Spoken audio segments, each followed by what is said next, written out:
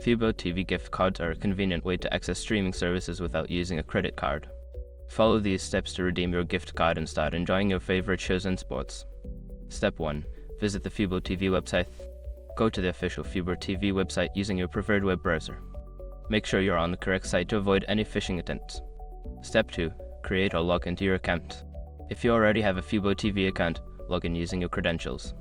If you are new to FuboTV, you will need to create an account by providing your email address and setting a password. Step 3. Navigate to the gift card redemption page.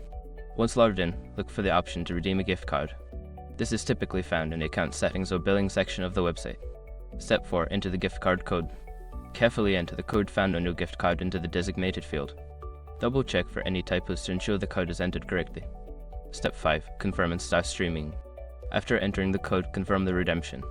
Once processed, the balance will be applied to your account, and you can start streaming immediately. Enjoy your FuboTV experience with the balance from your gift card.